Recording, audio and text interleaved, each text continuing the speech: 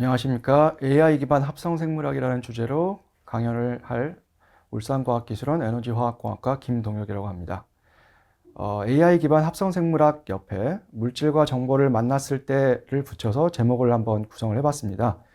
그 이유는 합성생물학은 물질을 다루는 생물학의 한 분야가 되겠고요. AI 인공지능은 물질이 아닌 정보를 다루는 컴퓨터공학, 컴퓨터과학의 한 분야가 되는데 물질을 다루는 합성생물학과 정보를 다루는 인공지능이 거의 별개로 개발이 되고 연구가 되다가 최근에 두 분야가 만나서 새로운 시너지를 내고 서로에게 영감을 주는 방식으로 인터랙션을 하게 됐는데 그거에 대해서 좀 설명을 드리겠습니다. 오늘의 강연은 세 개의 큰 부분으로 나누어서 강연을 하도록 하겠습니다. 첫 번째 부분은 가장 중요한 합성생물학에 대해 설명을 드리겠는데 합성생물학의 개념이 무엇인지, 그리고 합성생물학은 어떻게 발전이 되어 왔는지, 그리고 어떤 최신 연구 동향이 있는지에 대해 설명을 드리고요. 그리고 인공지능에 대해서 설명을 드리고 인공지능의 역사, 그리고 어떤 모델들이 개발이 되어 왔는지, 그리고 최근에 각광을 받고 있는 딥러닝 모델은 어떤 것들이 있는지에 대해서 설명을 드리겠습니다. 세 번째 파트에서는 이 두 분야가 만나서 어떤 식으로 시너지를 내고 있는지, 그리고 대량의 데이터를 만들기 위해서 바이오 파운드리라는 인프라스트럭처가 어떤 식으로 적용이 되고 있는지에 대해 설명을 드리겠습니다. 첫 번째 파트인 합성생물학에 대해서 설명을 드리겠습니다. 일단 합성생물학이 무엇인지를 설명을 드리기 위해서 두 단어가 각각 무엇을 의미하는지를 좀 먼저 설명을 드리겠습니다. 합성은 영어로 synthetic이라는 영어 단어를 쓰고 있고요. 이 영어의 사전적 의미를 보면은 물질에 사용하는 형용사가 되겠고요. made by chemical synthesis. 보통의 경우에는 화학적인 합성을 통해서 무언가를 만들 때 쓰는 수식어가 되겠습니다. 그리고 natural product. 자연상에 존재하는 어떤 물질을 imitate.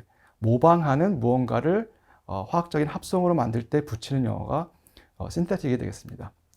그래서 신테틱이라는 단어는 사실 바이올로지라는 성격이 다른 단어가 되겠습니다. 왜냐하면 생물학 바이올로지는 이미 살고 있는 living organism, 살아있는 생명체에 대해서 연구하고 있는 거고, 특히나 합성생물학에서는 미생물을 많이 사용을 하는데 살아있는 미생물에 대해 연구하고 있는 학문 분야가 되겠습니다. 그래서 화학적으로 합성하는 신테틱이라는 단어는 사실 바이올로지와 잘 어울리지 않는 단어지만 이 둘을 붙였을 때 신테틱 바이올로지라는 조금 색다른 의미의 바이올로지의 세부 분야가 탄생을 하게 됩니다. 그래서 합성생물학 신테틱 바이올로지는 바이올로지의 한 분야가 되겠고, 주로 연구하는 분야는 생명체를 리디자인, 새롭게 디자인을 해서 새로운 능력을 갖게끔 그 생명체를 다시 개량하는 세부 분야가 되겠습니다. 그럼 이 능력이라는 것은 무엇이 되겠느냐 하면은 크게 두 부분으로 나눠볼 수가 있는데요.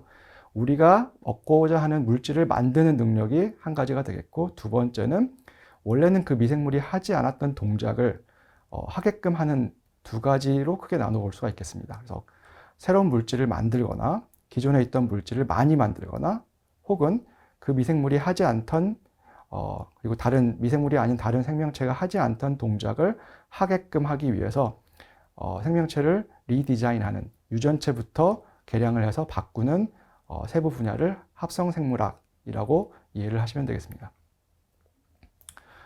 제임스 콜린스 교수님이 2014년도에 퍼블리시하신 리뷰 논문에서 가져온 그림입니다. 합성생물학이 어떻게 발전이 되어 왔는지를 보여주는 그림이 되겠는데요.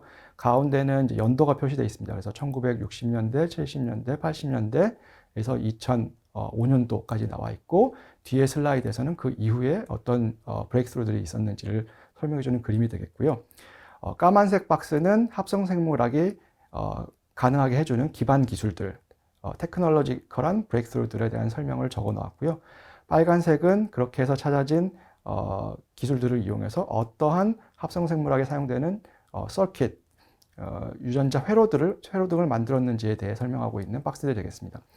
중간중간 녹색 박스가 보이실 텐데요. 녹색 박스는 이렇게 해서 만들어진 제네틱 서킷을 이용해서 어떤 물질을 만들거나 기존에 있던 물질을 많이 만드는 대사공학을 작업을 수행하게 되는데, 그렇게 해서 만들어진 예시들을 적어 놓은 거라고 이해를 하시면 되겠습니다.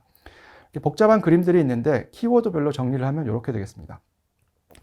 합성 생물학이 본격적으로 연구되기 이전에 일반 생물학에서는 생명체라는 것은 있었고 그것의 유전체를 분석해서 어떤 구성 요소들이 있는지를 먼저 연구를 하기 시작을 했습니다. 그래서 지네틱 컴포넌트, 지놈 안에 어떤 구성 요소들이 있는지를 먼저 연구를 하고 이 중에 어떤 것들을 어떤 목적으로 사용할 수 있는지를 연구를 해왔습니다. 예를 들면은 일단 기본적으로 유전자라는 것을 먼저 분석을 하게 되고요. 유전자가 발현이 된 다음에는 단백질이나 효소 같은 물질이 되겠죠. 그럼 유전자 이외에도 유전자의 발현을 도와주는 프로모터라는 지놈상의 구성 요소들이 있을 수가 있겠고요. 전사를 마무리하는 터미네이터 같은 구성 요소들도 있습니다. 그리고 전사가 된 mRNA의 단백질 번역을 조절하는 라이보솜 바인딩 사이트 같은 굉장히 특수한 지놈상의 컴포넌트들도 있는데 이것들도 이 당시에 연구들이 굉장히 많이 됐습니다. 이러한 구성 요소들을 이용해서 그 다음에 연구를 한 것들은 이것들을 어떻게 조합을 해서 신테틱한 컴포넌트를 만들 수 있을 것인가에 대한 연구를 주로 해왔습니다. 그래서 프로모터들을 개량을 한다든지 유전자 자체를 개량을 한다든지 라이보솜 바인딩 사이트를 개량을 해서 발현이 좀 더 많이 되도록 단백질 발현이 많이 되도록 만든다든지 혹은 터미네이터를 개량을 해서 이 전사가 조금 더 안정적으로 오래될 수 있도록 만든다든지 하는 것들을 연구를 했습니다. 그리고 나서는 이렇게 연구를 하다 보니까 이게 한 국가에서 주도적으로 끌어갈 수 없는 정도의 규모라는 걸 알게 되고 사람들이 국제적인 어떤 노력을 통해서 학회를 하고 프로그램을 만들고 이런 것들을 하게 됩니다. 그래서 국제적인 교류가 굉장히 활발해지기 시작했고요. 2000년도 초반부터. 그리고 그 연구 내용으로는 조금 더 복잡한 합성 회로들을 디자인해서 구현을 한 다음에 세포 내에 넣는 연구들을 많이 수행을 하게 됩니다. 그리고 중간에 녹색 박스가 하나 보이실 텐데요. 이게 그 뒤에 자세하게 설명한 아르테미신이라는 약물을 처음 개발했던 연구 내용이 소개가 되어 있습니다. 그럼 2000년대 초반부터 그 이후에 10년 동안은 어떤 연구들이 되어졌는지를 이제 보여주는 슬라이드가 되겠습니다.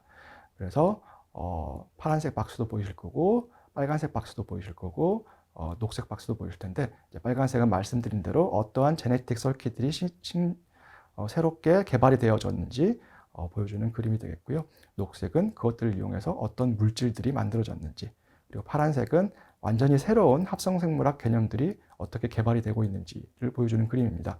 그래서 녹색 중에서 좀 한 가지만 언급을 하고 넘어가면은 합성생물학의 한 분야 중에 하나는 유전체를 기존의 미생물이나 생명체에서 가져오지 않고 아예 새롭게 합성하고자 하는 연구들도 수행을 하고 있습니다. 그래서 예를 들면은 이스트에 크로모점이 여러 개가 있는데요. 그 중에 몇 개를 아예 합성해서 새로 넣어서 새로운 생명체를 만드는 종류의 연구들도 하고 있고, 마이코플라즈마라는 굉장히 지놈이 작은 미생물이 있는데 이거 같은 경우에도 유전체를 최소로 디자인을 한 다음에 이것들을 외부에서 합성을 해서 미생물 안에 넣어서 새로운 생명체를 만드는 종류의 연구들도 수행을 하고 있습니다.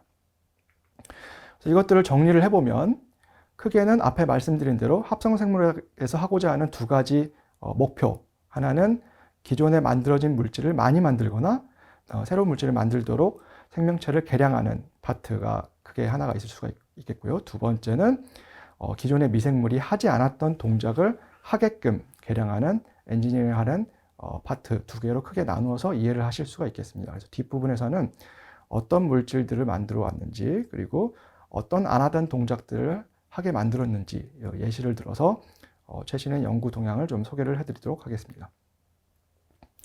자, 아르테미신이라는 물질이 합성생물학을 통해서 이제 많이 생산하게 된 대표적인 예를 들 수가 있겠는데, 이게 사실은 약입니다. 그래서 어떤 약인지 좀 이 그림에서 보여드리고자 하는데요.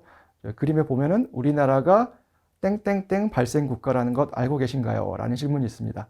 밑에 보면 그림이 나와 있죠. 그래서 아마 짐작을 하실 텐데, 대한민국은 선진국에 이제 진입을 했지만 여전히 말라리아가 발생하고 있는 국가입니다. 말라리아가 국내에서 발생을 하고 있는데 주요 발생 지역은 인천 북부, 경기 북부, 강원도 북부 지역입니다. 그래서 휴전선 근처 지역에 연간 500명 내로, 작은 숫자는 아니죠. 연간 500명 내로 꾸준히 발생을 하고 있고, 말라리아가 발생을 하게 되면 이 원인을 치료하는 약물을 처방해서 치료를 해야 됩니다. 이때 사용하는 물질이 아르테미신이라는 물질이 되겠습니다. 말라리아가 예방을 하려면 이제 그 질병관리본부에서는 6가지 수칙을 잘 지키면 된다라고 이렇게 공고사항을 냈고, 걸리게 되면은 이런 증상들이 있을 거고 이제 병원에 가서 처방을 받으면 된다라고 이제 소개를 하고 있습니다. 근데 말라리아에 감염이 되게 되면 아르테미신이라는 물질을 처방을 받게 되는데요. 이 아르테미신과 그것으로부터 만들어지는 유도체들 물질은 특정한 병원 생명체로부터 만들어지는 말라리아 질병을 치료하는 데 사용이 됩니다. 그 질병을 일으키는 생명체는 플라스모디움이라는 생명체가 되겠고요. 이걸 처방하는 데 사용하는 아르테미신이라는 물질은 아래 왼쪽에 나와 있는 화학 구조식을 가지고 있는 물질이 되겠습니다. 그래서 링 구조를 여러 개 가지고 있는 굉장히 복잡한 물질이 되겠고요. 화학적으로 합성하는 게 거의 불가능합니다. 근데 다행히도 이 물질은 자연상에 존재하는 내추럴한 생명체가 생산할 수 있는 걸로 알려져 있는데, 이걸 발견하신 분이 아래쪽 가운데 사진으로 나와 있는 투유유라는 박사님께서 1972년도에 발견을 하셨습니다. 그 옆에 있는 오른쪽 식물체에서 발견을 하셨고요. 이 발견을 해서 말라리아 치료에 지대한 공헌을 한 것을 인정받아서 2015년도에 노벨상을 공동 수상하셨습니다. 그리고 아르테미신인 물질은 이거를 기반으로 하는 그 아르테미신인 기반 병용치료 액트라고 부르는데요. 이거를 표준 치료 방법으로 채택을 했고, 이 치료 방법은 전 세계적으로 플라스모디움에 의해서 발생되는 말라리아를 치료하는데 표준 치료법으로 사용이 되고 있습니다. 이 아르테미신이라는 물질은 투유 박사님께서 찾으신 것처럼 어떤 한 식물체에서 생산이 되어지고 있는데요. 이 식물은 중국에서 한약으로 사용을 하고 있는 감초쑥이라고 부르는 식물입니다. 학명으로는 아르테미시아 아누아라고 부르고 있고요. 이 아르테미신이라는 약물의 물질은 이 식물의 이름인 아르테미시아에서 왔습니다. 아르테미시아 아누아 식물에서 복잡한 그 공정을 거쳐서 추출을 하게 됩니다. 그런데 이 약물에서 이 식물에서 추출할 수 있는 약물의 양이 한정되어 있기 때문에 이걸 우리가 대량으로 복제할 수 있는 미생물에서 생산할 수 있다면 그 생산 효율을 굉장히 높일 수가 있겠죠. 이거에 대한 연구가 굉장히 많이 진행이 되어졌고, 성공적인 사례로 이 물질을 합성하는 유전자들을 효모, 이스트에 넣어서 훨씬 더 효율적으로 생산하는 공정을 개발을 했는데, 이 부분도 뒤에서 설명을 드리겠습니다. 그래서 정리하면 아직도 발생하고 있는 말라리아를 치료하는 대표적인 물질로 아르테미신이 있는데, 이 물질은 화학적으로 합성이 거의 불가능합니다. 그래서 생명체를 이용해서 합성을 해야 되고, 이때 합성생물학이 관여를 하게 되는데, 원래 이 물질은 감초쑥이라고 부르는 식물에서 생산이 되어지고 있지만, 이 물질을 생산하는 효소들을 담당하고 있는 유전자들을 뽑아서 효모에다가 넣은 다음에 이 효모가 아르테미신 혹은 그 전구체를 만들 수 있도록 엔지니어링 하는데 합성생물학을 적용을 했고, 굉장히 성공적으로 말라리아 치료약인 아르테미신을 합성생물학으로 생산을 하게 이르렀습니다.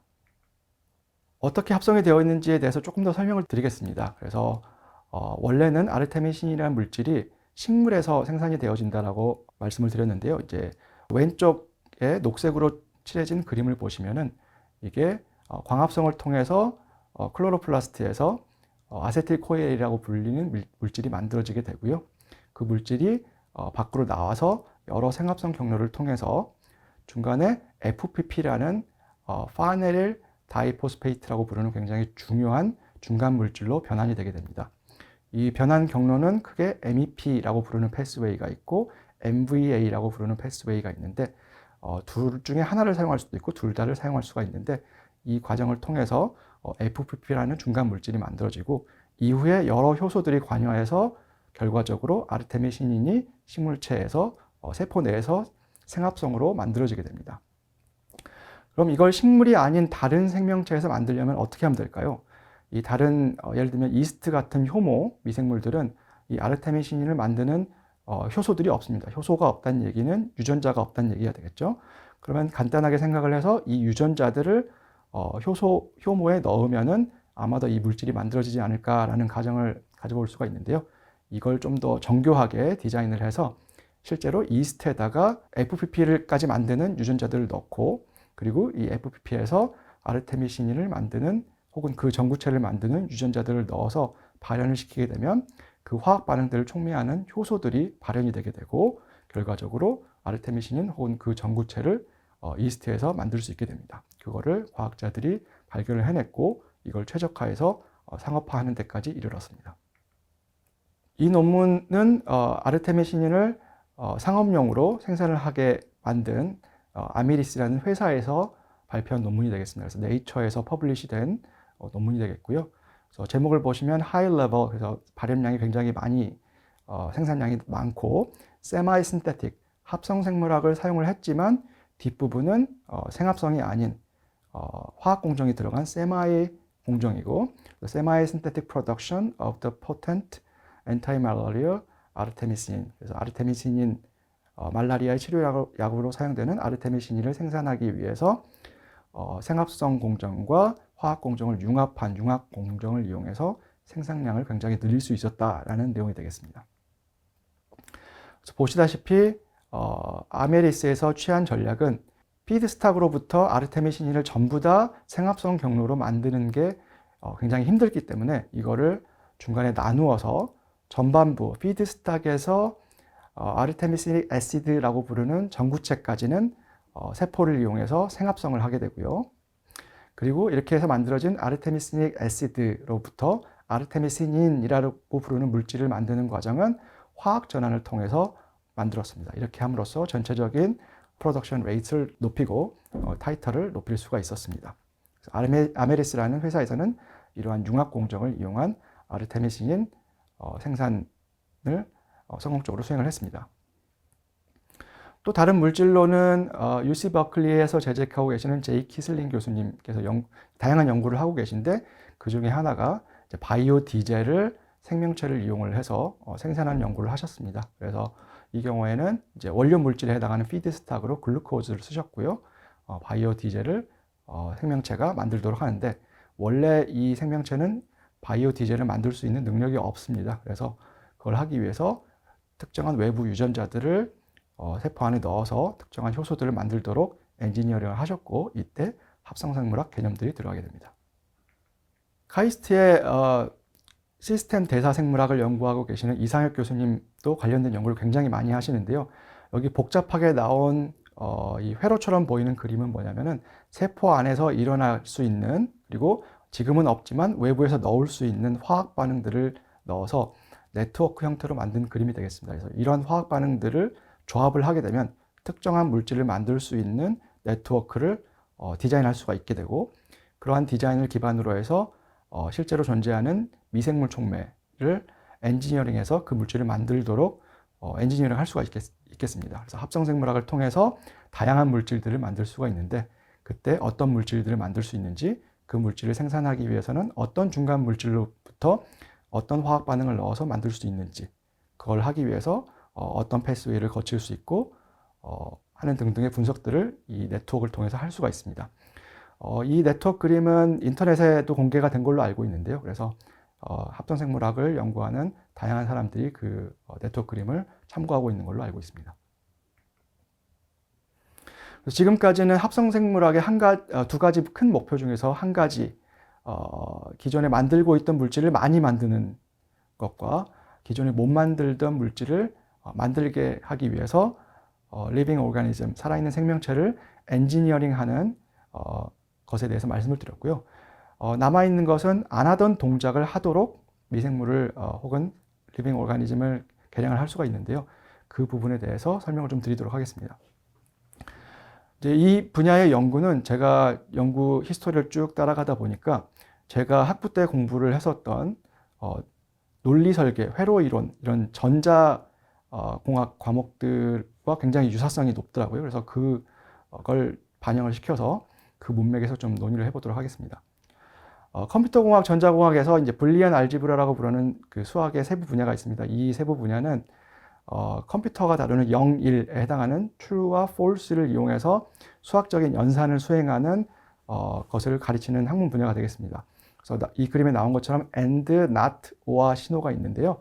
and는 인풋 두 개가 모두 참인 경우, 1인 경우에만 아웃풋으로 1을 내는 어떤 그 논리 회로 혹은 게이트라고 부르는데요. 논리 회로가 되겠고 not은 인풋이 false, 0인 경우에는 참을 내게 되고 인풋이 참 1인 경우에는 0을 내는 회로가 되겠습니다.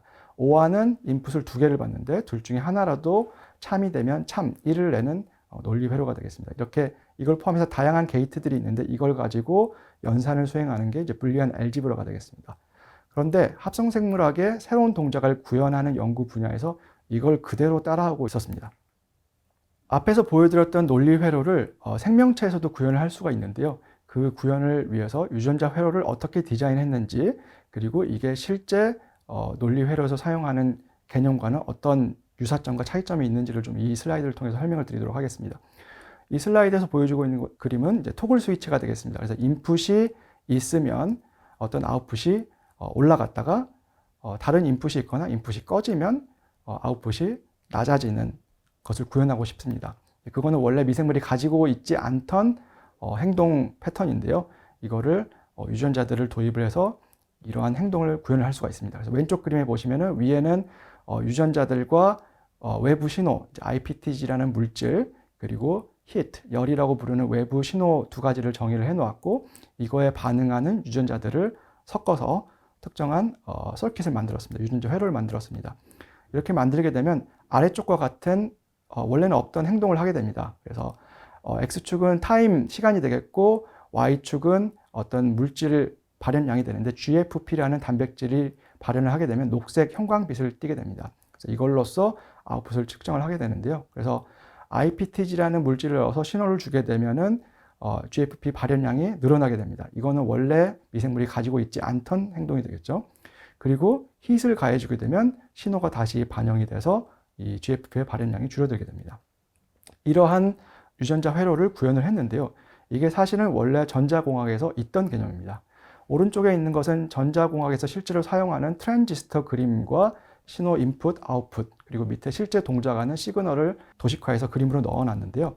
트랜지스터의 베이스 부분에 신호를 주게 되면은 이 예시에서는 아웃풋 전압이 떨어지는 걸로 모델링을 할 수가 있습니다. 그런데 이건 모델링이고 실제로 트랜지스터를 구현을 해서 동작을 시켜보면 밑에 그림처럼 나오게 됩니다. 신호가 스무스하게 올라갔다가 일정 레벨을 유지하고 다시 신호가 사라지게 되면 스무스하게 전압이 떨어지게 됩니다.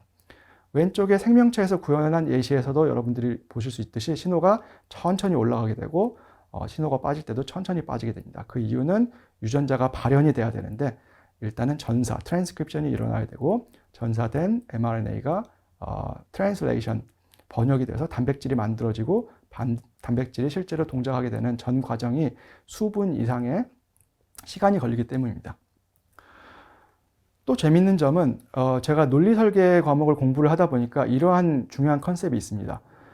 여러 가지 게이트들 논리 회로가 있는데 그거를 not and라고 부르는 NAND 그리고 not or라고 부르는 NOR 두 가지 중에 하나만 구현을 할 수가 있으면 나머지 모든 회로를 구현할 수 있다는 컨셉이 되겠습니다. 그래서 그거를 범용 게이트라고 부르게 되는데요. 이 범용 게이트에 NAND 혹은 NOR가 됩니다. 그래서 NAND만 구현할 수 있으면 나머지 회로들을 모두 구현할 수가 있고요. 비슷하게 NOR 하나만 구현할 수 있으면 나머지 회로들을 모두 구현을 할 수가 있습니다. 이걸 합성생물학에 적용을 해보면 합성생물학에서 NAND를 구현할 수 있으면 모든 논리 설계에서 구현하고자 하는 회로들을 구현할 수가 있고요. 혹은 NOR를 구현할 수 있으면 나머지 회로들도 모두 구현할 수 있다는 개념적인 아이디어를 얻을 수가 있습니다.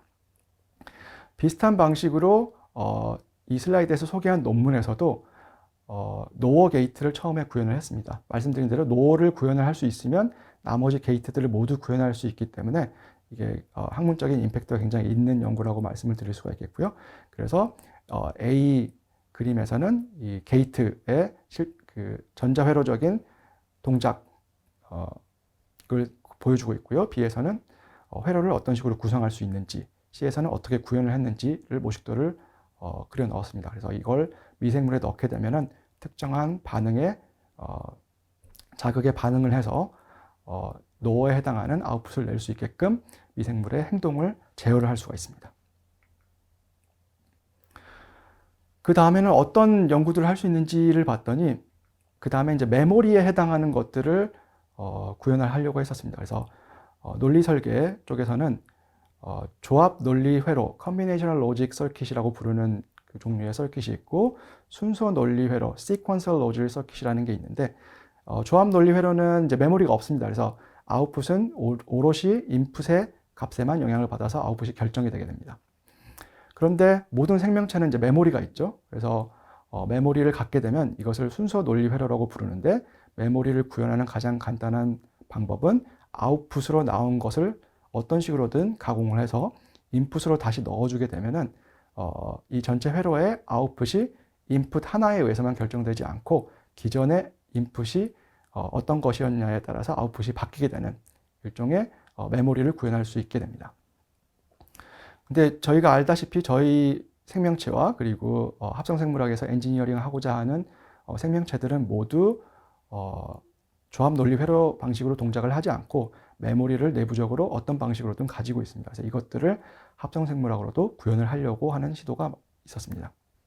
전자회로에서는 메모리 1비트 메모리를 구현을 하기 위해서 노어 게이트 두 개를 이런 식으로 엮게 되면, 왼쪽 그립처럼 엮게 되면은 1비트의 정보를 저장할 수 있는 아주 간단한 초기 형태의 메모리를 구현을 할 수가 있습니다. 정확하게 이렇게 구현을 하진 않았지만 생물학에서 사용할 수 있는 다른 컴포넌트들을 이용을 해서 메모리를 실제 구현을 한 논문들이 굉장히 많고요. 그 중에 오른쪽 그림에 나온 한 예시의 경우에는 위에 보면은 처음에 신호가 없다가 뒤에 쭉 유지되는 걸 보실 수가 있는데, 이런 식으로 메모리에 해당하는 기능을 구현을 해서 신호가 딱 한 번만 들어오더라도 이후에는 신호가 없는데도 그 아웃풋이 유지되도록 메모리를 구현을 했습니다. 이 연구는 MIT에 재직 중이신 티모시 루 교수님이 퍼블리시한 논문의 내용이 되겠습니다.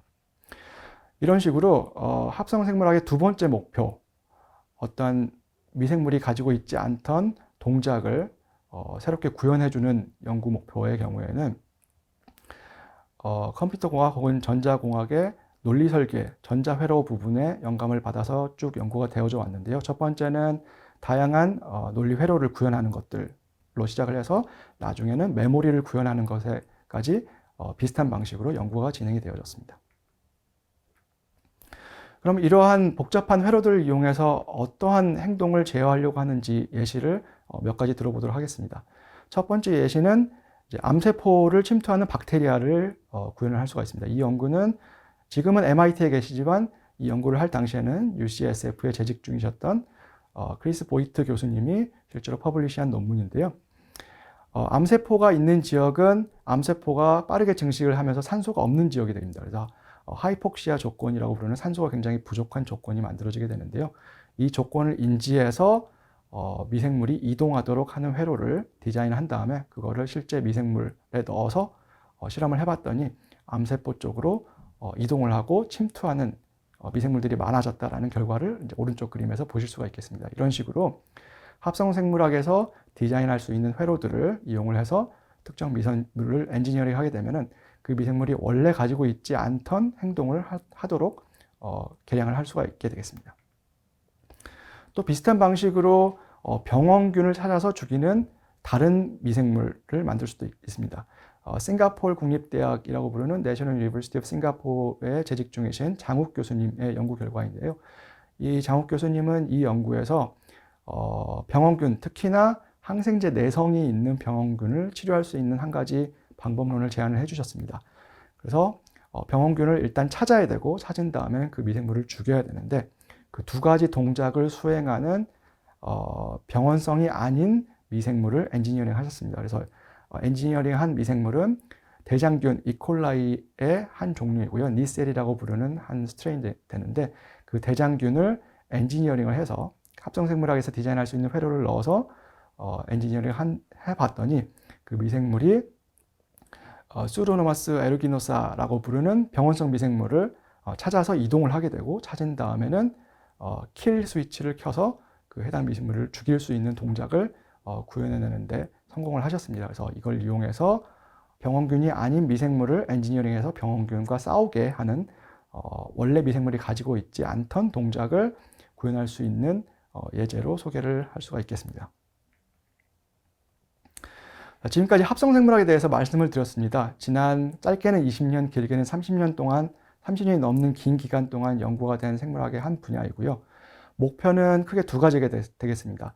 지금 살아있는 생명체를 엔지니어링해서 물질을 많이 만들거나 없던 물질을 만들거나 혹은 안 하던 동작을 수행하게끔 하는 게 합성생물학이 되겠습니다. 이때 다양한 종류의 제네틱 서킷 등을 사용할 수가 있겠고, 그 제네틱 서킷의 영감은 컴퓨터공학 혹은 전자공학에서 왔다라고 이제 간단하게 정리를 할 수가 있겠습니다. 두 번째 파트로 넘어가서 요새 곽광을 받고 있는 인공지능의 역사와 그리고 어떤 모델들이 있고 어떤 것들이 가능한지에 대해서 좀 설명을 드리겠습니다. 비슷하게 인공지능이 무엇인지에 대해서 좀 먼저 설명을 해보겠습니다. 인공은 영어로 artificial입니다. 그래서 artificial의 사전적 의미는 produced by human beings. 그래서 사람이 무언가를 만들었는데 자연적으로 발생한 건 아니고 무언가 natural, something natural한 것의 카피를 만드는 것을 수식할 때 쓰는 용어가 artificial이 되겠습니다. 그래서 자연적으로 존재하진 않지만 그거의 복사본을 만들고 복사본을 만드는 주체가 human인 경우에 artificial이라는 단어를 붙이게 됩니다. 재밌게 두 번째 단어는 지능입니다. 지능은 intelligence고 이 intelligence는 생명체가 가지고 있는 몇 가지 기능 중에 하나가 되겠죠. 그래서 지능은 어떤 정보를 습득하고 해석하고 그리고 결정을 내릴 수 있는 크게 이제 두 가지 파트로 나눠볼 수가 있겠는데요. 그래서 원래는 지능을 가지고 있는 무언가를 사람이 개량을 해가지고 지능을 갖게끔 만드는 과정을 artificial intelligence라고 이해를 하시면 되겠습니다. 그래서 artificial intelligence, 인공지능의 정의를 보면은 컴퓨터 시스템, 컴퓨터가 들어가는 컴퓨터 시스템을 개발을 하는 건데 무엇을 위한 개발이냐 하면 human의 intelligence, 원래 컴퓨터에는 intelligence가 없는데 사람의 intelligence를 비슷하게 따라할 수 있는 기능을 인공적, artificial하게 넣는 방법을 artificial intelligence라고 할 수가 있겠습니다. 그리고 artificial intelligence로 무엇을 하고 싶느냐 하면 데이터를 분석하고 그리고 가장 중요하게는 결정을 내리는데 이걸 자동화할 수 있는데 사용할 수 있는 게 artificial intelligence가 되겠습니다. 언론상에서는 인공지능, 기계학습, 딥러닝, 심층학습을 세 가지를 섞어서 좀 많이 사용을 하는데요. 이 세 가지는 서로 약간 다른 개념입니다. 그래서 이 개념 정리를 좀 먼저 하고 넘어가는 게 좋겠다는 생각이 들어서 이 슬라이드를 이용해서 설명을 좀 드리겠습니다. 그래서 시기상으로 보면 가장 먼저 연구가 된 것은 artificial intelligence, 인공지능입니다. 인공지능의 정의는 앞에서 나온 것처럼 지능이 없는 컴퓨터 시스템을 개량을 해가지고 사람과 비슷한 지능을 흉내낼 수 있는 모든 방법을 인공지능이라고 이해를 하시면 되겠습니다. 그래서 이거 가장 포괄적인 개념이 되겠고요. 그 이후에 1980년도쯤부터 머신러닝이라고 부르는 기계학습이라고 부르는 분야가 연구가 되기 시작을 했는데요. 이 머신러닝이라는 연구 분야와 아티피셜 인텔리전스의 차이점은 머신러닝은 인공지능의 세부 분야, 서브셋이지만 수학적인 모델을 이용한다라는 차이점이 있겠습니다. 그래서 수학적인 모델을 이용해서 학습을 하고 그 학습한 결과를 내어준다라는 측면에서 아티피셜 인텔리전스와 조금 차별점이 있겠습니다. 물론 머신러닝의 다른 분야에서는 이제 학습이 없이 사용하는 경우도 있기는 합니다. 그 머신러닝 중에서 요새 많이 사용하는 모델 중에 하나가 신경세포의 동작 방식을 따라한 Artificial Neural Net이라고 부르는 수학적인 모델이 있는데요. 그것도 이제 머신러닝의 한 세부 분야라고 보시면 되겠습니다. 그런데 기계학습의 여러 모델들 중에서 인공신경망이라고 부르는 한 가지 모델이 굉장히 좀 재밌는 결과를 내게 됩니다. 원래 그 기계학습이 연구가 되던 그 시기에는 인공신경망은 다른 기계학습 모델에 비해서 퍼포먼스가 좋지 않았습니다. 그래서 상당히 외면을 받았던 모델 중에 하나가 되겠는데요. 이게 2010년을 넘어가게 되면서 대량의 데이터를 사용할 수 있게 되고 컴퓨팅 파워가 많아지면서 대량의 데이터를 학습하고 사용할 수 있게 되면서 인공신경망이라고 부르는 모델이 다른 기계학습 모델보다 퍼포먼스가 훨씬 더 좋아진다는 것을 연구자들이 발견하게 됩니다. 그리고 나서 새로운 기계학습의 세부 분야가 만들어졌는데 그게 딥러닝, 심층학습이라고 부르는 머신러닝의 한 세부 분야가 되겠습니다. 그래서 크게 인공지능, 기계학습, 딥러닝 세 개를 구분을 해보면 가장 큰 개념은 인공지능, 그리고 인공지능의 한 세부 분야가 기계학습, 기계학습 중에서도 인공신경망 모델을 깊게 사용하는 방법을 딥러닝 이렇게 세 가지로 구분을 할 수가 있겠고요. 그 세 개의 키워드를 좀 정리를 해보면 Artificial Intelligence는 원래 컴퓨터가 가지고 있지 않던 인텔리전스에 해당하는 기능을 구현하는 모든 방법을 Artificial Intelligence, 인공지능이라고 부르고 있고요. 그 중에 소학적인 모델을 사용하는 모든 방법들을 기계학습이라고 부르고 있습니다. 그런 소학적인 모델 중에서 인공신경망을 사용을 하고 인공신경망을 깊게 레이어를 많이 넣어서 깊게 사용하는 경우에만 딥러닝이라고 부르고 있습니다. 이 세 가지를 좀 구분해서 사용을 하시면 좋겠습니다. 기계학습에서 제가 원래는 퍼포먼스가 안 좋아졌다가 퍼포먼스가 좋아진 모델로서 인공신경망, Artificial Neural Net 혹은 줄여서 그냥 Neural Net이라고 부르기도 하는데요. 이 Neural Net이 어떤 식으로 연구가 되어져 왔고 중간에 어떤 시련이 있었는지에 대해서 좀 설명을 드리겠습니다. 그래서 Artificial Neural Net이라는 수학적인 개념은 굉장히 일찍 나왔고요. 수학적인 개념이 나와서 이것들을 사람들이 연구를 하기 시작을 했는데 첫 번째 겨울, 저희 First AI Winter라고 부르는 표시 부분이 있는데요. 이 부분은 왜 오게 됐냐면 이 수학적인 모델을 만들고 사용을 하는데 퍼포먼스가 꽤 좋지가 않았습니다. 그리고 나서 파악을 해봤더니 이게 신경망 안에 들어가는 액티베이션 펑션이라고 부르는 굉장히 중요한 파트가 있는데 그 부분을 non-linear한 비선형적인 함수를 사용을 해야 되는데 그러한 개념이 정립이 되지가 않아서 퍼포먼스가 높지 않게 나왔다는 점 때문에 한때 겨울이 있었고요. 그 이후에 non-linear한 액티베이션 펑션 그리고 인공신경망의 파라미터를 업데이트할 수 있는 백프로퍼게이션이라는 수학적인 방법론이 나오게 되고 그리고 이미지 처리에 굉장히 좋은 퍼포먼스를 내는 컨볼루션 뉴럴넷이라고 부르는 인공신경망의 한 종류도 이때 80년대 즈음에서 개념이 소개되고 구현이 되게 됩니다. 그 이후에 또 인공신경망 연구가 약간 시들해졌는데요. 그 이유는 이러한 수학적인 개념이 나왔음에도 불구하고 이걸 대량의 데이터를 이용을 하고 그 대량의 데이터를 학습하고 처리할 수 있는 컴퓨팅 파워가 마련이 되지 않아서 퍼포먼스가 그렇게 좋게 나오지는 않았습니다. 좋게 나왔지 않았다는 얘기는 기계학습의 다른 모델에 비해서 퍼포먼스가 높지 않았기 때문에 사람들이 사용하지 않고 다소 외면했던 측면이 있습니다.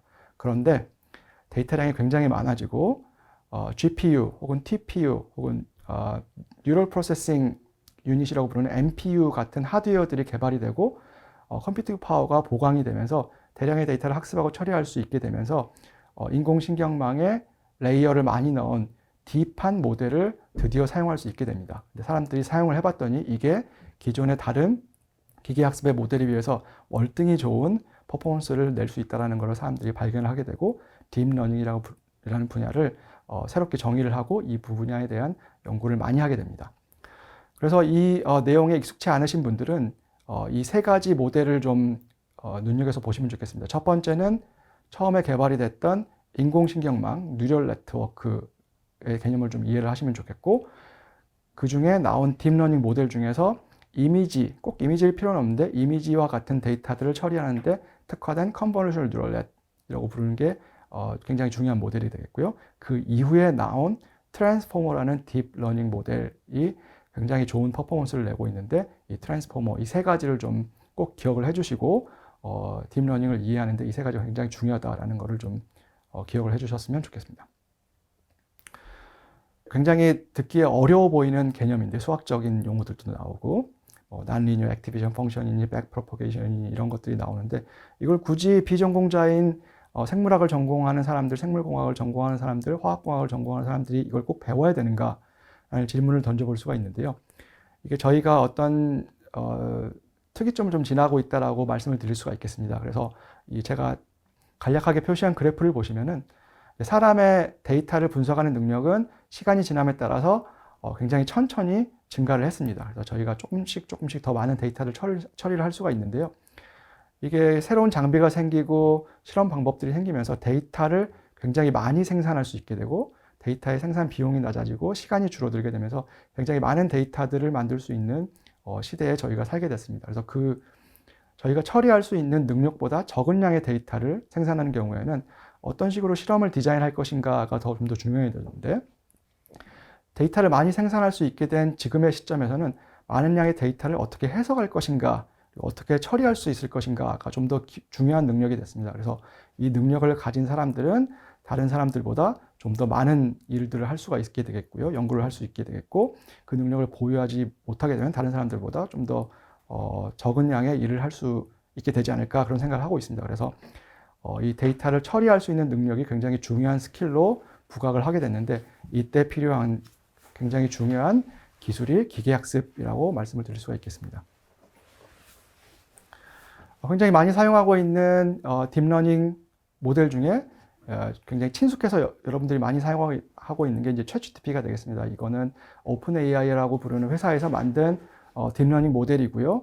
이 모델의 목적은 우리가 질문을 던졌을 때 답을 해주는 구글의 검색 엔진과 비슷한, 하지만 좀 포맷이 다른 형태의 답을 해주는 answer engine이라고 부를 수 있는 새로운 종류의 모델이 되겠습니다. 이걸 굉장히 많이 사용을 하고 있는데요. 이게 처음 버전이 나왔을 때 굉장히 많은 이슈들이 있었습니다. 그래서 이거는 그 초창기 버전을 이용해서 어떤 대화를 했을 때의 대화 내용을 좀 소개해드리고 싶어서 가지고 왔는데요. 그래서 챗GPT를 이용해서 어떤 사람이 수학적인 질문을 던졌습니다. 그래서 2 더하기 5는? 라고 물어봤죠. 그러면 당연히 답이 7이겠죠. 그랬더니 챗GPT 모델이 2 더하기 5는 7입니다. 이렇게 답변을 합니다. 그런데 이 질문을 한 사람이 좀 장난을 칩니다. 우리 와이프가 그러는데, 남자분이셨나 봐요. 우리 와이프가 그러는데 2 더하기 5는 8이라고 한다. 이렇게 답변을 했더니 모델이 이렇게 긴 답변을 보냅니다. 2 더하기 5는 8이 아니고 7입니다. 아마도 당신의 와이프가 실수를 했거나 문제를 좀 잘못 이해한 게 아닐까요? 이렇게 했더니 질문자가 이렇게 장난을 던집니다. 우리 와이프는 항상 맞다. 그러니까 2 더하기 5는 8이다. 이렇게 짧은 코멘트를 던졌더니 챗GPT 모델이 그럼 죄송합니다. 당신 와이프가 2 더하기 5가 8이라면 아마도 2 더하기 5는 8일 겁니다. 제가 잘못했습니다. 이렇게 대화가 나왔고, 이걸 이제 인터넷에 여러 사람들이 보면서 챗GPT의 장점, 단점 이런 것들을 이해를 하게 됐습니다. 그리고 나서 이제 이러한 그 그림들도 돌아다녔는데요. 챗GPT가 굉장히 훌륭하긴 하지만 우리 와이프가 모든 걸 다 알고 있기 때문에 나는 챗GPT가 필요 없다, 이런 컵들을 만들어서 사용하는 사람들도 있었습니다. 제가 이제 이 슬라이드를 만들면서 최근에 이걸 다시 한번 시도를 해봤습니다. 그랬더니 2 더하기 5는 얼마일까요? 이제 영어로 물어봤습니다. 그랬더니 챗GPT가 2 더하기 5는 7입니다. 이렇게 했고, 그래서 제가 똑같이 해봤습니다. 우리 와이프가 그러는데 2 더하기 5는 8이라던데 이렇게 했더니 그 와이프가 아마도 잘못을 했거나 여기에 조크가 숨겨져 있는 거 아니냐, 이런 답변을 보냈습니다. 그랬더니 초창기 버전을 쓴 것과는 굉장히 다른 답변을 하고 있는 거죠. 이게 질문이라는 것을 이해하고 있고 그거에 맞는 답변을 지금 하고 있습니다. 그래서 우리 와이프는 항상 옳다라고 했더니 물론 그렇죠. 가정의 평화가 가장 중요하고 수학적인 정확도보다는 가정의 평화가 더 중요하다, 이런 위트 있는 답변을 하는 최신 모델이 되겠습니다. 그럼 챗GPT를 이해하는 데 중요한 키워드를 몇 가지를 소개를 하고 이걸 좀 설명을 드리겠습니다. GTP는 Generative Pre-trained Transformer의 줄임말이 되겠고요. Generative는 무언가를 생성한다는 얘기가 되겠고요. 그러니까 없는 거를 만들어내는 거죠. 없는 거를 만들어내는 게 되고, Pre-trained는 이제 기존의 학습이 미리 되어 있다는 뜻이 되겠고요. 번역하면 사전 훈련. Transformer는 제가 변환기라고 적긴 했는데 Transformer라고 부르는 딥러닝의 한 모델이 되겠습니다. 생성형 모델을 이제 굉장히 많이 사용을 하고 있고, 우리가 연구를 하고 있는 생물공학, 화학공학, 생물학에서도 생성형 모델을 굉장히 많이 쓰게 될 것 같은데, 이거를 설명을 해드리기 위해서 좀 그림으로 좀 설명을 해보겠습니다. 여기 이제 그랜드 캐니언 사진이 있습니다. 여기 사진에 보면 제가 빨간색으로 두 군데를 표시를 해놨습니다. 조그만 바위산이 있고 밑에 다리가 있는데요. 이거를 이렇게 지울 수가 있습니다. 그러면 실험적으로는 미싱 데이터 포인트가 있다라고 이렇게 이해를 하실 수가 있겠죠. 그러면 이 미싱 데이터 포인트를 주변에 있는 실험 정보를 이용해서 이거를 채울 수가 있게 됩니다. 그래서 사진들로 학습한 모델을 이용해서 이걸 채우게 되면 이런 그림이 됩니다. 그래서 이거는 실제 존재하지 않는 지형의 그림이긴 하지만 굉장히 그럴싸해 보이고 실제로 있을 수도 있는 지형의 사진이 되겠습니다. 이런 식으로 실제로 존재하지는 않지만 모델에서 학습된 데이터들을 이용해서 무언가를 생산을 해낼 수가 있습니다. 비슷한 방식으로 사람의 얼굴을 가지고도 생성형 모델을 돌릴 수가 있습니다. 그래서 이 생성형 모델은 젊은 여자들의 사진을 이용해서 학습시킨 모델이 되겠습니다. 그래서 젊은 여자 그림으로 학습시킨 모델을 이용해서 젊은 여자 그림에서 눈 부분을 이렇게 지우게 되면 생성형 모델을 이용해서 이런 식으로 채워 넣을 수가 있습니다. 그래서 원래 사람의 사진과는 좀 다르죠. 눈이 좀 더 검은색 화장이 더 많이 돼 있고 눈 색깔도 다르고요. 하지만 굉장히 그럴싸해 보이고 실제로 있을 수 있는 사람의 그림이 되겠습니다. 이거를 연구 분야로 적용을 해보면 실제로 저희가 생산한 데이터는 아니지만 혹은 어떤 핵산의 서열이라든가 효소의 서열은 아니지만 굉장히 있을 법한 서열을 생성해낼 수 있다라고 말씀을 드릴 수가 있겠습니다. 이 예제는 굉장히 재밌는 예제인데요. 젊은 여자들의 사진으로 학습한 모델을 이용해서 이번에는 늙은 남자에 적용을 해봤습니다. 그래서 늙은 남자의 사진이 이렇게 있고 데이터들을 제거한 다음에 미싱 데이터 포인트들을 만든 다음에 이거를 제너레이션 해보면 이런 그림이 되게 됩니다. 그래서 딱 봐도 사람이 보기에는 이게 굉장히 어색한 느낌이 들지만 수학적인 모델이 보기에는 이게 굉장히 잘 생성된 모델이 되겠습니다. 그래서 이 슬라이드에서 제가 전달하고 싶은 메시지는 이게 딥러닝이 굉장히 어렵고 하긴 하지만 이거의 수학적인 백그라운드를 이해해야 되는 가장 중요한 이유 중에 하나가 내가 풀고자 하는 문제를 봤을 때 어떤 데이터를 활용을 해야 되고 그러한 데이터로 잘 학습이 된 모델을 사용을 해야지 그렇지 않은 경우에는 굉장히 엉뚱한 답을 생성해낼 수 있다는 것을 꼭 기억을 해주시고 실제 연구와 인더스트리에서 사용을 할 때는 이 부분을 굉장히 주의 깊게 살피면서 사용을 하시면 좋겠습니다. 자, 인공신경망을 이해하는데 중요한 세 가지 모델, Artificial Neural Net, 그리고 Convolutional Neural Net, 트랜스포머에 대해서 좀 설명을 드리겠습니다. Artificial Neural Net은 왼쪽에 나온 것처럼 생명체에 존재하는 신경세포의 동작을 모사해서 수학적인 모델로 만든 거고요. 오른쪽 그림이 이제 수학적인 모델로 만든 겁니다. 하나의 신경세포를 오른쪽 그림처럼 모사를 했는데 인풋 값은 여러 개 있을 수가 있고 여기서 중요한 개념은 W1, 2, 3라고 부르는 가중치 값이 결정이 돼야 되고요. 이거를 일단 다 합한 다음에 옆에 F 어쩌고 저쩌고라고 나와 있는데 이 함수를 하나 통과하게 되는데 이게 액티베이션 펑션이라고 부르는 굉장히 중요한 함수입니다. 그래서 수학적인 구조는 굉장히 단순합니다. 인풋 값에 가중치를 곱해서 그걸 전부 다 더한 다음에 특정 함수를 한번 통하기만 하면 됩니다. 이게 생물학에서 사용을 하는 뉴런의 실제 동작을 모사하게 되겠죠. 근데 사람의 경우에는 신경세포가 단일로 존재하는 게 아니라 이게 굉장히 복잡하게 얽혀 있습니다. 그래서 밑에 그림처럼 연결된 신경세포의 그 시냅스와 같은 구조를 오른쪽 그림처럼 그 인공신경세포를 여러 개 층을 두어서 연결하게끔 하는 방식으로 구현을 했습니다. 이거를 뉴럴넷이라고 부르고요. 중간에 들어가는 이 인공신경세포가 굉장히 많은 경우에 이거를 딥 뉴럴넷, 그 심층 신경망이라고 부르고 있습니다. 그래서 인공신경망의 개념은 이렇게 굉장히 단순합니다.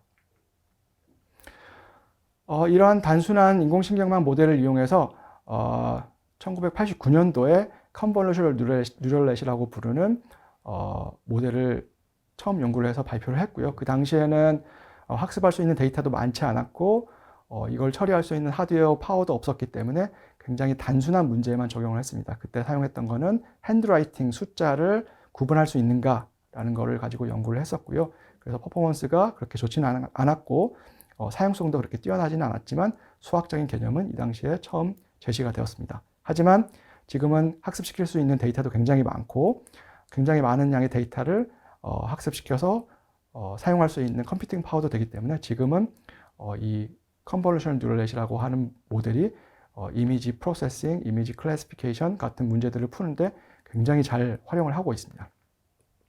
그래서 보시면은 어떤 사진이 들어왔을 때 고양이냐 개이냐를 구분하는 문제 같은 문제를 굉장히 잘 풀고요.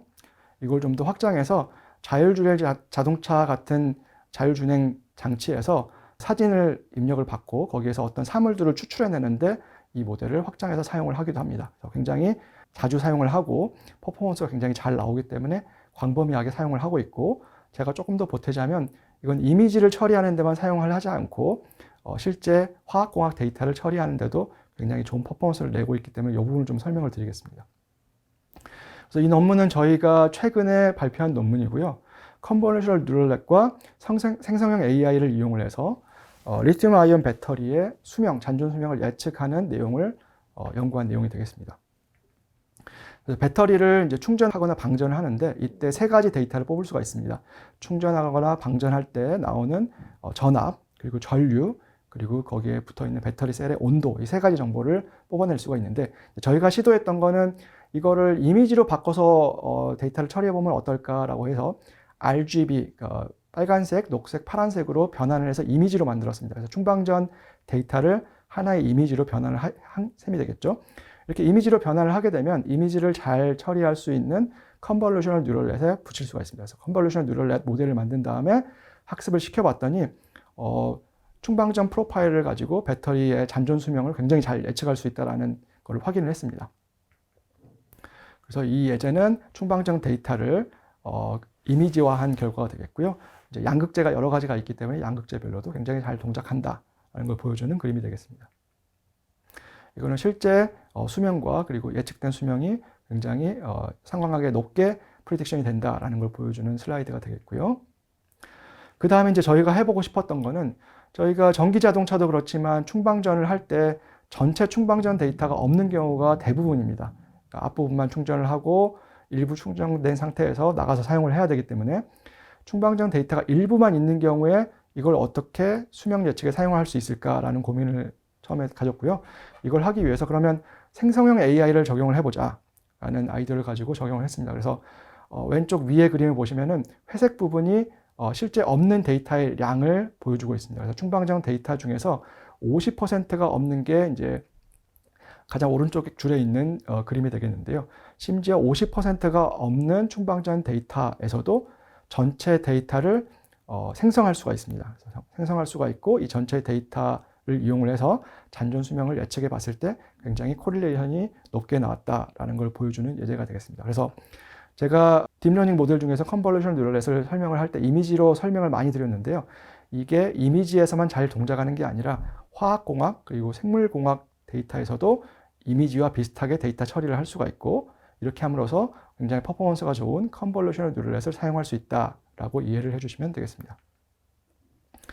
그 다음 가장 각광을 받고 있는 딥러닝 모델은 트랜스포머가 되겠습니다. 트랜스포머의 개요는 이 그림에 나와 있고요. 굉장히 복잡하죠. 이 트랜스포머는 재밌는 게 최근에 발표된 모델이 되겠습니다. 2017년도에 구글에서 일하고 있는 연구자들이 Attention is all you need라는 굉장히 짧은 논문을 퍼블리시를 했는데요. 이 논문에서 트랜스포머라는 구조를 처음 소개를 했고, 근데 재밌는 건 이 트랜스포머를 이용해서 대화형 인공지능을 먼저 상용화한 것은 오픈 AI가 되겠습니다. 그래서 굉장히 재밌는 히스토리가 있는데요. 트랜스포머는 문장과 같은 데이터를 처리하는데 굉장히 성능을 잘 내게 됩니다. 그래서 이 트랜스포머를 이용해서 굉장히 큰 모델을 만들고 그 큰 모델을 굉장히 많은 텍스트 데이터를 가지고 학습을 시키는 모델을 거대 언어 모델이라고 부르는데요. 라지 랭귀지 모델을 한글로 번역했을 때 거대 언어 모델이 되겠습니다. 그래서 거대 언어 모델은 2019년도부터 매년 새로운 모델이 나오면서 여러 업체에서 경쟁하듯이 연구를 하면서 점점 더 큰 모델이 만들어지게 됐고 지금 퍼포먼스가 가장 좋은 모델 중에 하나는 오픈 AI에서 내놓은 GPT-4 시리즈가 되겠습니다. 그래서 이제 지금 사람들이 상업적으로 확인을 한 거는 거대한 언어 모델을 만들었을 때 굉장히 좋은 성능이 나온다라는 것까지는 사람들이 확인을 했고요. 아마도 내년부터 새롭게 이슈가 될 만한 것들은 이게 전기를 굉장히 많이 사용을 하고 한번 AI 모델을 돌리는데 비용이 많이 들어갑니다. 전기료, 하드웨어 값 등등에 굉장히 비용이 많이 들어가는 비싼 계산에 해당이 되는데요. 이걸 좀 더 경량화하는 모델, 그래서 경제성이 있는 조금 더 작은 하지만 잘 동작하는 중간 지점의 모델을 만드는 다양한 연구들을 아마 수행을 하지 않을까 그렇게 기대를 하고 있습니다. 그래서 좀 아이러니컬하게도 거대 언어 모델이 라지 랭귀지 모델인데 이거의 작은 버전이라 그래서 스몰 라지 랭귀지 모델 같은 것들을 이제 많이 연구를 하게 될 것 같고 이것들을 저희가 연구하는 생물학, 생명공학, 화학공학에서도 적용을 해서 생성형 AI도 사용하고 우리가 연구하는 내용에 특화된 거대 언어 모델을 만드는 데도 사용을 할 수 있을 것 같습니다. 그래서 두 번째 파트를 좀 정리를 해보겠습니다. 제가 소개해드렸던 거는 이제 인공지능의 전체 히스토리, 그리고 중요한 컨셉에 대해서 좀 설명을 드렸고요. 그래서 인공지능, 기계학습, 딥러닝은 약간씩 다른 개념이다. 인공지능이 제일 크고 그 다음에 기계학습이고 기계학습 중에서 인공신경망 모델을 굉장히 크게 만든 게 딥러닝이다. 이렇게 구분을 좀 해드렸고요. 그러면 기계학습과 딥러닝의 차이점이 뭐길래 이렇게 딥러닝이 요새 이렇게 많은 사람들이 쓰고자 하고 회사에서도 연구를 하고 다른 분야에서도 연구에 적용을 하려고 하느냐를 보여주는 이제 간단한 설명 슬라이드가 되겠는데요. 기존의 머신러닝은 컴퓨팅 파워가 많지 않던 시절이었고 그리고 학습할 수 있는 데이터량이 적었기 때문에 어떤 식으로 이 모델을 사용을 했냐면 인풋 데이터가 있고 이 인풋 데이터를 이 머신러닝의 스페셜티, 전문성이 어느 정도 있는 사람이 어떤 특징을 뽑았을 때 이 모델이 잘 들어갈 건지를 선택하는 소위 말하는 피처 셀렉션이라고 부르는 작업이 무조건 들어가야 됩니다. 그래서 이 부분이 가장 중요하고 시간도 가장 많이 들어가게 됩니다. 그렇게 해서 피처 셀렉션을 하게 되면 단순한 머신러닝 모델, 아티피셜 뉴럴 넷 모델을 이용하게 되면 퍼포먼스가 잘 나오게 됩니다. 그래서 이렇게 연구를 하려면 화학공학이라고 예를 들면 화학공학의 전문 지식도 꽤 있어야 되고 그리고 머신러닝에 대한 전문 지식도 꽤 있어야 됩니다. 왜냐하면 피처 셀렉션을 해야 되기 때문이죠. 그런데 딥러닝으로 오게 되면 어떤 차이점이 있냐면 딥러닝 모델은 데이터량이 굉장히 많고 그리고 많은 양의 데이터를 굉장히 복잡한 모델을 가지고 학습을 시키게 되는데 머신러닝과 비교했을 때 가장 큰 차이점은 피처 셀렉션을 따로 하지 않아도 대량의 데이터를 넣기만 하면 이 피처 셀렉션에 해당하는 기능이 딥러닝 모델에서 자동적으로 이루어져서 굉장히 좋은 결과를 내게 됩니다. 그래서 이거를 사용하게 되면은 전문성이 없는 특정 분야의 연구자라고 하더라도 이 딥러닝 모델을 이용해서 굉장히 좋은 문제 해결을 수행할 수 있게 되게 됩니다. 그래서 전통적인 기계학습과 딥러닝의 차이점은 일단 딥러닝을 가능하게 된 이유는 데이터량이 많아지기 때문이고 많은 양의 데이터를 처리할 수 있는 하드웨어가 개발이 됐다. 그리고 이거를 프로그래밍 할 수 있는 굉장히 좋은 프로그래밍 언어와 다양한 라이브러리들이 만들어져 있는데요. 이로 인해서 기계학습의 전문성이 없는 사람이라 할지라도 특정 분야의 전문성, 화학공학에 대한 전문성만 있는 사람이더라도 조그만의 프로그래밍과 개발을 통해서 딥러닝을 사용할 수 있는 시대가 드디어 오게 되었습니다. 자, 그러면 세 번째 파트에서는 이러한 인공지능을 이용해서 합성생물학에 어떤 식으로 적용을 사람들이 하고 있는지에 대해서 그리고 후반부에서는 저는 어떤 연구를 하고 있는지에 대해서 좀 설명을 드리겠습니다. 네, 첫 번째 파트에서는 합성생물학의 역사에 대해서 제가 좀 설명을 드렸는데요. 그 부분을 조금 더 줌인해서 합성생물학의 성장기 10년도부터 20년도에는 어떤 개념들이 정립이 됐고 어떤 연구들이 되고 있는지를 좀 설명을 드리겠습니다. 그래서 가장 중요한 컨셉은 합성생물학에서 정리가 된 가장 중요한 컨셉은 어떤 그 실험을 디자인하고 디자인 단계 그리고 그 실험에 필요한 것들을 합성을 하든지 구성을 하고 그래서 빌드를 하고 이걸 이용해서 테스트, 실험을 직접 수행하고 실험에서 나온 결과를 이용해서 학습, 런하는 단계 이 4개의 단계를 반복해서 우리가 원하는 리빙 오르가니즘을 엔지니어링 할 수 있다라는 컨셉을 정의를 했는데요. 이게 합성생물학의 가장 중요한 개념이 되겠습니다.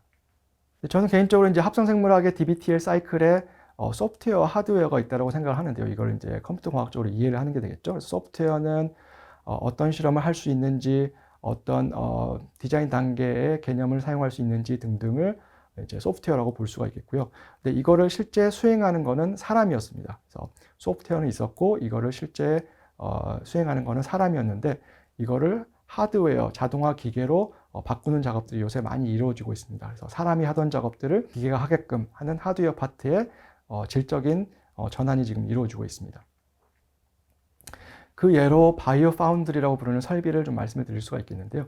바이오 파운드리는 자동화 장비를 이용해서 합성생물학에서 사용하는 실험 그리고 분석 등을 자동으로 할 수 있게끔 해놓은 설비라고 이해를 하시면 되겠습니다. 대표적인 예로 에메랄드 클라우드 랩이라고 부르는 바이오 파운드리가 되겠는데요. 이 그림에 보시는 것처럼 실제 그 현장에 있지 않는 외국에 있는 어떤 사용자가 인터넷을 통해서 실험을 커맨드를 주문을 하게 되고 그러면 바이오 파운드리에 있는 자동화 설비가 그 실험을 직접 수행을 해주고 실험 데이터까지 얻어줍니다. 그리고 그 실험 데이터를 주문자에게 다시 넘겨주거나 혹은 추가 분석을 더해서 그 결과를 넘겨주는 방식으로 돌아가게 됩니다. 그래서 DBT의 사이클 측면에서 보면은 디자인 파트는 이제 주문자가 하게 되고 빌드와 테스트 사이클을 이 바이오 파운드리에 의존할 수 있게 되고요. 그리고 러닝 파트, 그리고 러닝 파트의 일부분은 바이오 파운드리에서 할 수도 있고, 혹은 러닝 파트의 전체를 그 연구자가 수행할 수 있게 됨으로써 이 빌드와 테스트 사이클을 좀 더 자동화하고 좀 더 값싸게 하고 빠르게 함으로써 DBT의 사이클을 빨리 돌릴 수 있게끔 전체적인 합성생물학의 개발 과정을 빠르게 할 수 있는 이제 핵심적인 인프라스트럭처가 되겠습니다. 이거는 이제 그 에메랄드 클라우드 랩에 있는 장비들, 실험 장비들, 측정 장비들을 보여주는 사진이 되겠습니다. 이와 비슷하게 이제 미국에서는 댐프 교수님 실험실에 댐프 랩이라는 곳에서 보스턴 유니버시티에 있는데요. 이곳에서도 비슷한 장비를 만들어서 바이오 파운드리를 구현하려고 하는 시도를 했고 지금 운영 중에 계십니다. 그럼 이런 바이오 파운드리가 있을 때 없을 때 합성생물학은 어떤 식으로 퍼포먼스를 내고 동작을 하게 되는지를 좀 개념도로 좀 가져와 봤는데요. 저희가 하고 싶은 거는 이 관역에서 가운데 10점을 맞추는 게 목표가 되겠습니다. 혹은 10점은 안 되더라도 9점짜리를 퍼포먼스를 내는 어떤 미생물 촉매를 엔지니어링 하거나 효소를 엔지니어링 하는 게 저희 목표가 되겠죠. 바이오 파운드리가 없는 합성생물학의 경우에는 사람이 그 실험을 수행을 해야 되기 때문에 디자인도 하고 매번이 비용이 굉장히 비쌉니다. 그래서 큰 빨간 점을 제가 표시를 했고, 그래서 외부에서부터 시작해서 퍼포먼스가 안 좋은 미생물 촉매, 효소 촉매에서부터 시작을 해서 차츰차츰 개량을 해서 가운데로 가게끔 하는 방식으로 연구를 수행하게 됩니다. 반면에 바이오 파운드리가 있는 경우에는 대량으로 실험을 할 수 있기 때문에 다양한 조건을 동시에 실험을 수행하게 됩니다. 그리고 일부 실험을 수행한 다음에 거기서 실험 데이터로부터 러닝 단계를 통해서 무언가를 얻어내고 그걸 다시 디자인에 반영해서 조금 더 관역의 가운데로 가게끔, 그래서 9점에 해당하는 성능을 내는 다양한 미생물 촉매와 효소 촉매를 찾고 궁극적으로는 10점에 가까운 굉장히 좋은 촉매를 찾아내는 것까지 엔지니어링 하는 데까지 이르는 게 바이오 파운드리를 이용한 합성생물학의 장점이 되겠습니다. 그럼 굉장히 많은 나라에서 이 바이오 파운드리를 설비를 만들고 이걸 운영을 하려고 할 것 같은데요. 이 바이오 파운드리를 구축하고자 하는 그 기관들을 모아서 바이오 파운드리 얼라이언스, GBA라고 저희는 부르는데요. 글로벌 바이오 파운드리 얼라이언스라는 걸 만들고 그거에 대한 커멘터리에 해당하는 짧은 논문을 이제 네이처 커뮤니케이션즈에 냈습니다. 여기 보면은 굉장히 유명한 교수님들이 많이 나와 있고요. 근데 이 논문이 나왔을 당시에는 이제 세계 각국의 바이오 파운드리 설비들이 많이 있는데 미국에도 굉장히 많이 있고 영국에도 있고 유럽에도 있고 아시아 쪽으로 와보시면은 싱가포르에도 하나 있고 중국에도 2군데가 있고 일본의 고베 유니버시티에도 한 설비가 있고 오스트레일리아에도 있습니다. 네, 보시면 아시겠지만 이 당시에는 이제 한국에는 없었습니다. 하지만 지금은 이제 굉장히 다양한 경로를 통해서 이제 바이오 파운드리 설비를 인프라스트럭처를 갖추려고 하는 노력들을 지금 하고 있습니다. 그것 중에 하나가 이제 산업체에서도 이걸 활용을 하고 있는데요. CJ 제일제당에서는 바이오 파운드리 설비를 구축을 해서 특히나 빌드와 테스트 단계에서 굉장히 활발하게 활용을 하고 있고요. 이때는 그 미생물 촉매와 효소 촉매를 개량하는 데 사용을 하고 있습니다.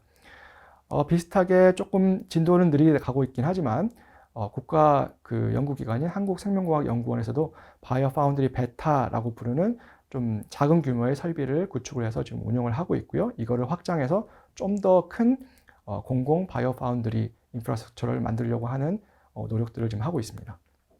그것뿐만 아니라 이 바이오 파운드리를 이용한 합성생물학의 연구 교류를 굉장히 활발하게 하고 있고요. 이거는 이제 제가 한미 합성생물학 심포지엄이라고 부르는 심포지엄이 2022년도에 처음 열렸는데 부산에서 그때 제가 참석해서 직접 찍은 사진들입니다. 그래서 바이오 파운드리를 활용하고 있고 합성생물학의 대가이신 키슬링 교수님, 이상혁 교수님, 그다음에 네이탄 힐슨 박사님, 후민자오 교수님 등등이 나와서 이제 발표를 하시고 패널 토론을 했던 사진입니다.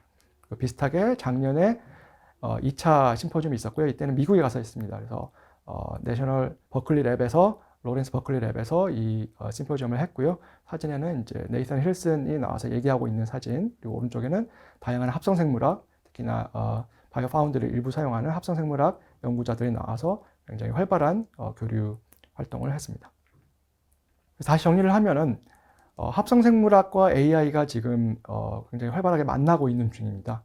이제 합성생물학의 핵심 개념인 디자인, 빌드, 테스트, 런 사이클 중에서 디자인과 런 파트에 이제 AI가 굉장히 많이 접목이 되고 있고요. 그래서 실험을 디자인할 때 혹은 실험 결과로부터 무언가를 배울 때, 얻어낼 때 AI 그리고 딥러닝 등등을 많이 사용을 하고 있고, 바이오 파운드리는 이 사이클을 좀 더 빨리 돌리기 위해서 빌드와 테스트를 자동화해서 좀 더 짧은 가격에 좀 더 싸게 실험을 할 수 있게끔 기여를 하고 있습니다.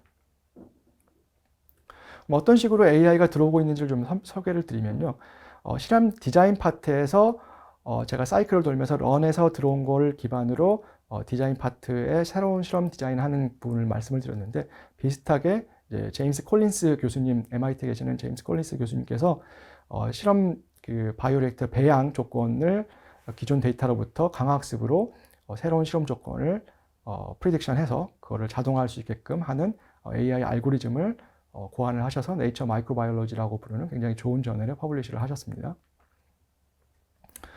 디자인 단계에 또 무엇을 사용할 수 있는지를 소개하기 위해서 이제 저희 실험실에서 많이 하고 있는 미생물 촉매의 대사 모델링을 좀 간단하게 설명을 드리겠습니다. 그래서 디자인을 하기 위해서 기존에는 실험을 해야지만이 어떤 미생물이 특정 조건에서 어떻게 반응하는지를 측정을 할 수가 있었는데, 이제는 그 해당 미생물 촉매의 대사를 모델링함으로써 실험을 하기 전에 여러 가지 조건에서 이 모델링을 할 수가 있고, 우리가 원하는 조건을 찾거나 혹은 실제 실험 데이터가 나왔을 때 왜 미생물이 이렇게 동작하는지를 이해하기 위해서 미생물 촉매의 대사를 모델링을 함으로써 그 반응들을 이해할 수가 있습니다. 그래서 그 모델링을 할 때 사용할 수 있는 미생물 촉매의 모델, 디지털 트윈이라고도 말씀을 드릴 수가 있겠는데요. 그 미생물 촉매의 대사 모델을 그림으로 표현해서 이렇게 슬라이드에 넣었습니다. 뿐만 아니라 미생물 촉매의 내부에 특정 유전자가 얼만큼 발현됐는지를 분석을 하기 위해서 전사체 분석을 할 수가 있고, 이걸 포함해서 유전체 그리고 단백질체, 메타볼롬을 모아놓은 메타볼로믹스 데이터, 그리고 대사를 분석하는 플럭소미스 데이터를 포함한 오믹스 데이터를 또 접목을 시킬 수가 있는데요. 그 중에서도 이제 유전자 발현량을 체크하는 전사체 데이터 중에 일부를 딥러닝을 이용해서 빠르게 분석할 수 있게끔 해서 런 단계의 특정 스텝들을 좀 빠르게 해서 DBT의 사이클을 빨리 돌릴 수 있게끔 딥러닝을 모델을 만들어서 퍼블리시한 저희 실험실 연구 결과가 되겠습니다. 그리고 최근에 단백질의 구조를 예측할 수 있는 몇 가지 알고리즘들이 나왔는데요. 이 알고리즘은 크게 이제 세 개를 사람들이 많이 사용을 합니다. 그래서 딥마인드라고 부르는 회사에서 만든 알파폴드라는 알고리즘이 있고요. 그리고 학교에 계시는 베이커 교수님이 만드신 로제타 폴드라는 알고리즘이 있고, 페이스북을 만든 메타라는 회사에서 ESM 폴드라고 부르는 알고리즘을 만들었는데요. 이 세 가지 알고리즘은 무엇을 하느냐 하면 펩타이드의 아미노산 서열을 인풋으로 받고, 아웃풋으로는 그 펩타이드가 만드는 단백질 혹은 효소의 3차원적인 구조를 예측해서 내주게 됩니다. 이게 굉장히 놀라운 일인데요. 왜냐하면 그 전에는 이러한 프리딕션 모델이 없었기 때문에 크라이오 EM이나 혹은 엑스레이 크리스탈로그래피 같은 실험적인 방법을 통해서만 구조를 알 수가 있었는데, 지금은 구조를 알고 싶은 다양한 단백질들의 3차원 구조 예측을 굉장히 빠른 시간 내에 할 수가 있게 됐습니다. 그래서 이걸 이용해서 우리가 만들지 못하는 물질을 만들 수 있는 효소를 엔지니어 한다거나, 혹은 단백질 자체를 엔지니어링해서 항체를 새롭게 디자인한다거나 하는 다양한 애플리케이션에 이러한 구조 예측 알고리즘을 사용을 하고 있고, 이거 역시 DBTL 사이클 중에서 디자인 그리고 런 파트에 굉장히 큰 공헌을 하고 있습니다.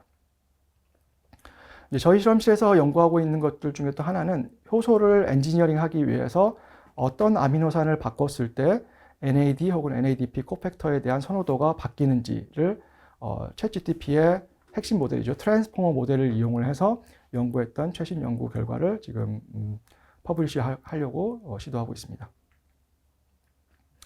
이 트랜스포머 모델의 굉장히 재밌는 점은, 제가 아티피셜 인텔리전스에서도 그 아티피셜 뉴럴넷의 세 가지 중요한 그 모델을 말씀을 드렸는데, 인공신경망, 그리고 컨볼루셔널 뉴럴넷, 그리고 트랜스포머, 세 가지 모델을 말씀을 드렸고, 컨볼루셔널 뉴럴넷과 트랜스포머가 굉장히 성능이 좋다라고 말씀을 드렸는데, 두 개의 또 큰 차이점 중에 하나가, 트랜스포머는 이 attention이라고 부르는 특정한 계산값이 있는데 이 계산값을 이용해서 이 모델이 어떻게 해서 좋은 성능을 내는지를 분석을 할 수가 있습니다. 이게 컨볼루셔널 뉴럴넷에서는 힘들었거든요. 그래서 컨볼루셔널 뉴럴넷은 성능은 잘 나오는데 왜 이렇게 좋은 성능을 내는지 이해하기 힘들었던 반면에 트랜스포머를 이용할 때는 어텐션을 이용해서 왜 이 모델이 좋은 퍼포먼스를 내는지를 분석을 할 수가 있습니다. 그래서 그거를 활용한 내용이 되겠습니다.